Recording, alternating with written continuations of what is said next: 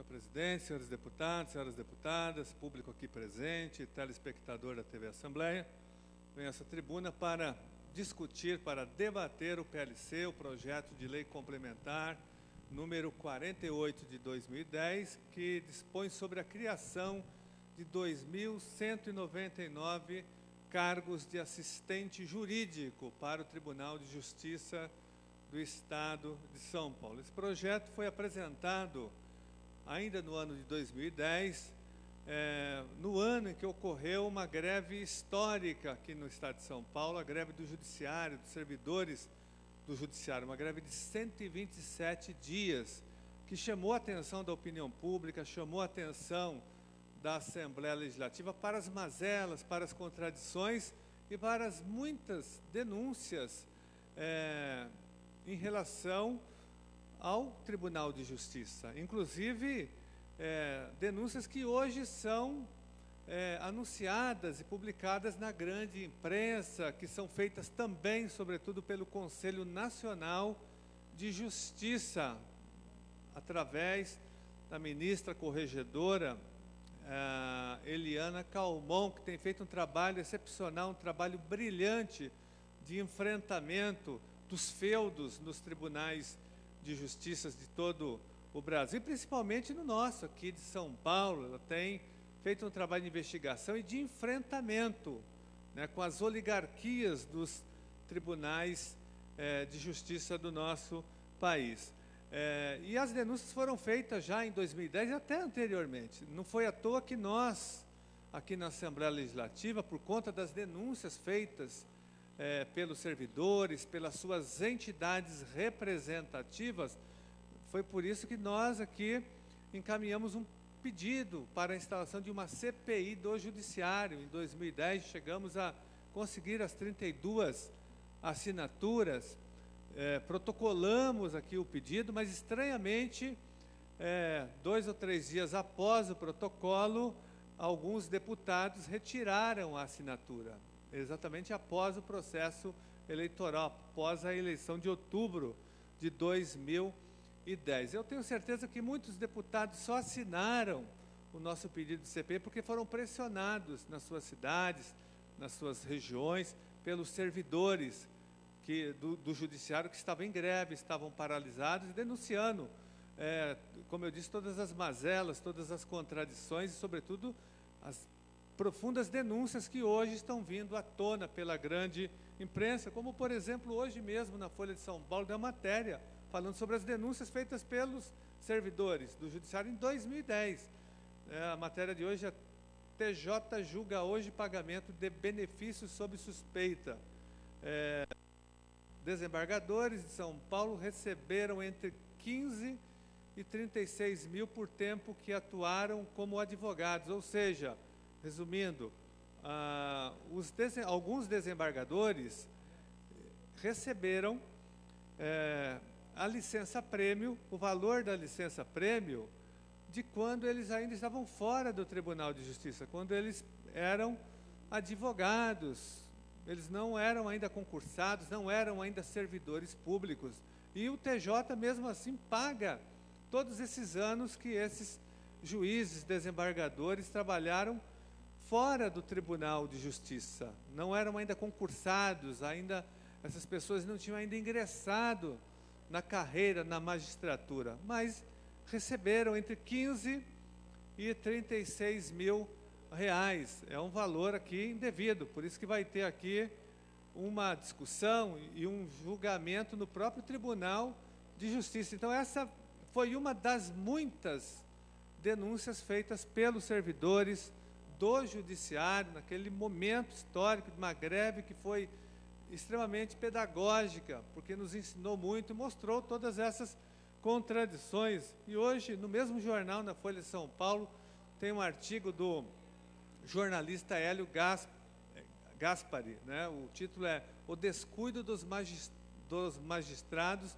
do Tribunal de Justiça, que ele fala dos juros que foram pagos em dobro também para setores da magistratura em relação às dívidas com auxílio moradia e com dívidas salariais. também eram denúncias já feitas pelos servidores. Ou seja, todo dia me parece que tem uma denúncia contra a magistratura, setores da magistratura, né? Um segmento da magistratura, porque nós temos aqui certeza que os juízes são sérios, a magistratura também é séria. Agora tem as pessoas que acabam maculando, tem juízes e desembargadores que acabam maculando a magistratura paulista. O fato é que tem várias denúncias em relação ao Tribunal de Justiça, que algumas estão sendo investigadas pelo Conselho Nacional de Justiça, outras começam agora a ser discutidas pelo próprio desembargador Ivan Sartori. Agora, há uma pressão da sociedade, da opinião pública, da mídia, em relação ao processo de democratização do Tribunal de Justiça, sobretudo o nosso aqui de São Paulo. Segundo a ministra corregedora Eliana Calmon, é um dos piores, no sentido da transparência, né? Ela tem dito isso exaustivamente. Então, é nesse cenário que nós vamos votar hoje esse PLC 48 de 2010, criando 2.199 cargos. O projeto original, o projeto encaminhado aqui, ainda na gestão do ex-governador José Serra, leva a assinatura dele, e um projeto que foi encaminhado pelo ex-presidente já falecido, Antônio Carlos Viana. O projeto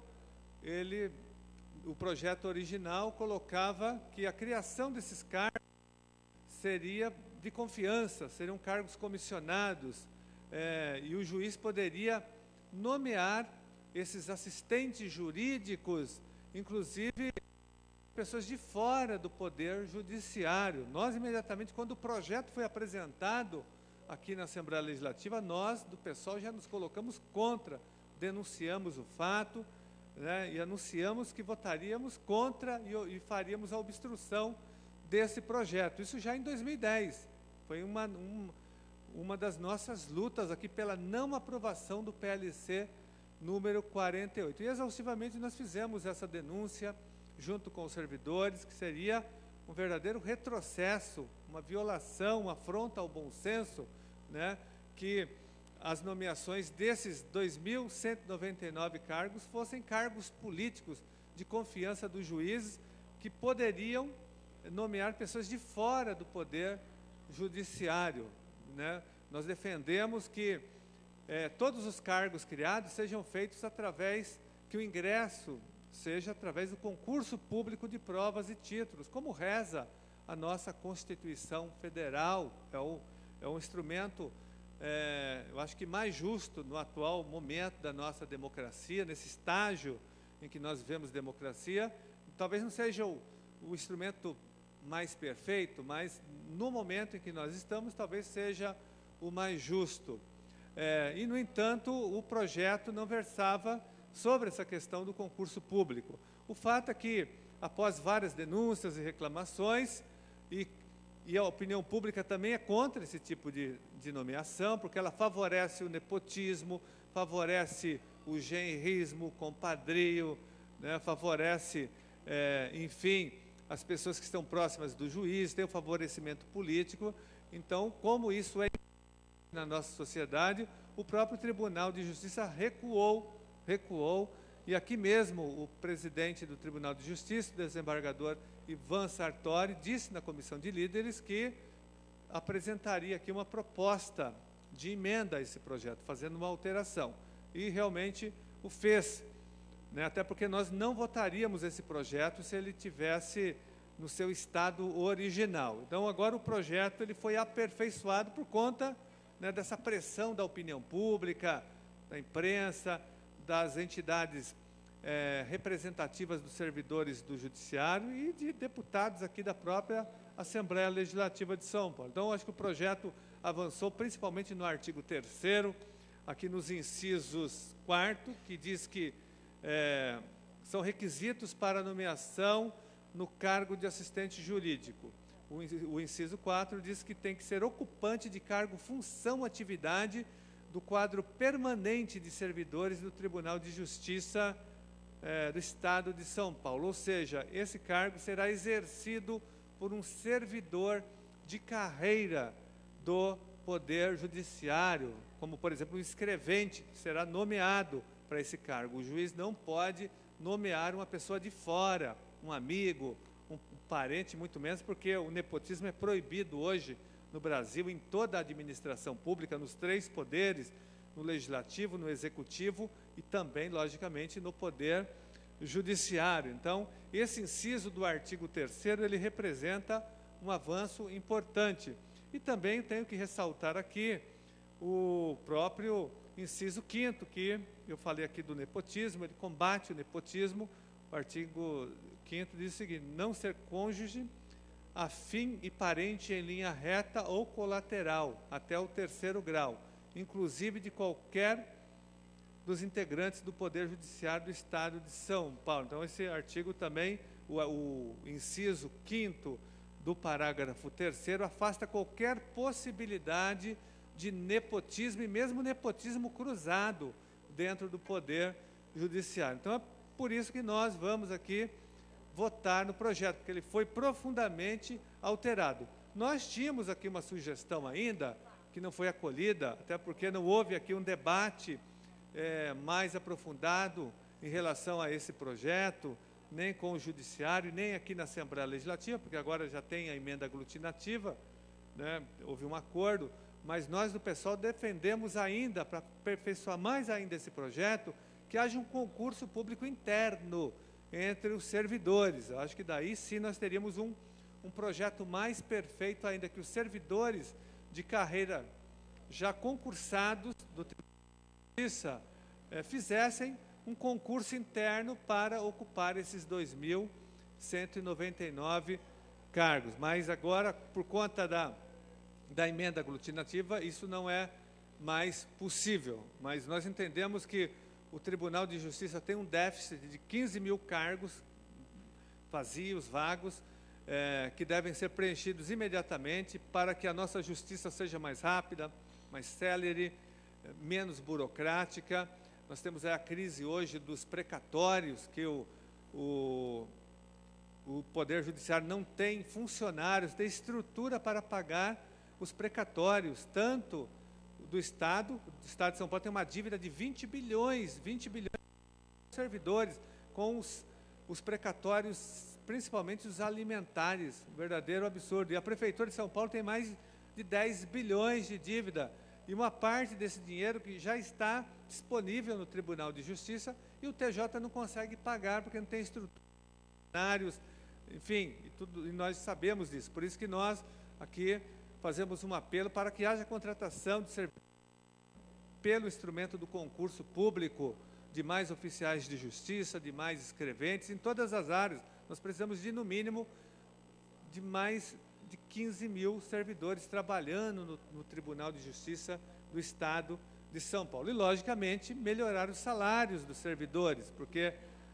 a greve de 2010 mostrou claramente isso, o quanto a política salarial do TJ para os servidores é uma política aviltante, também de arroxo e de compressão dos salários, e muitos acordos que foram feitos nem foram cumpridos. A database dos servidores do Judiciário também não é respeitada, como não é respeitada a database do Executivo. O governador não cumpre a database, o TJ não cumpre a database salarial, um desrespeito. Eu fico imaginando aqui, os deputados também, que o Tribunal de Justiça não cumpre a lei. É um poder que tem que dar o exemplo de cumprimento da lei, não cumpre a lei da database salarial dos nossos servidores. Então, senhor presidente, nós vamos votar a favor do projeto, logicamente, e reivindicamos concurso público para a nomeação de outros setores do Judiciário. Nós precisamos de mais funcionários. O Judiciário passa por uma crise de estrutura, de falta de funcionários, de sucateamento da sua própria estrutura. Nós aqui na Assembleia Legislativa já aprovamos vários projetos, criando cargos que nem foram preenchidos ainda.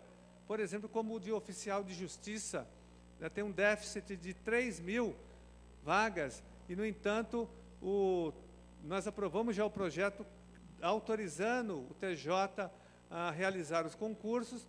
No entanto, o Tribunal de Justiça só contratou 300 oficiais de justiça no último concurso. Um absurdo isso. Nós aprovamos aqui projetos de lei criando os fóruns da região aqui da Zona Sul, da Capela do Socorro e da região de Boi-Mirim. Foi aprovado aqui o projeto de lei em 2006, criando o Fórum de São Mateus, e até agora nada, os fóruns não foram construídos, não foram instalados. Nós temos mais de 300 varas para serem implantadas no estado de São Paulo, e elas não são implantadas, mesmo com aprovação aqui pela Assembleia Legislativa. A Justiça do Estado de São Paulo está um verdadeiro caos, senhor presidente. Ela precisa de mais investimento e, sobretudo, investimento nos seus servidores, até porque os desembargadores aqui já estão recebendo até em dobro. É só, vamos ler, recomendo aqui a leitura do artigo do jornalista Hélio Gaspari, na Folha de São Paulo de hoje, o descuido dos magistrados do Tribunal de Justiça do Estado de São Paulo, dando conta disso, né, das regalias, das irregularidades em relação à magistratura do Estado de São Paulo, que recebe os seus atrasados, mas os servidores não recebem nada, estão na fila de espera há milhões de anos, não recebem licença-prêmio, não recebem as férias vencidas, os atrasados, e os acordos feitos no último dissídio, também não são cumpridos. Muito obrigado, senhor presidente.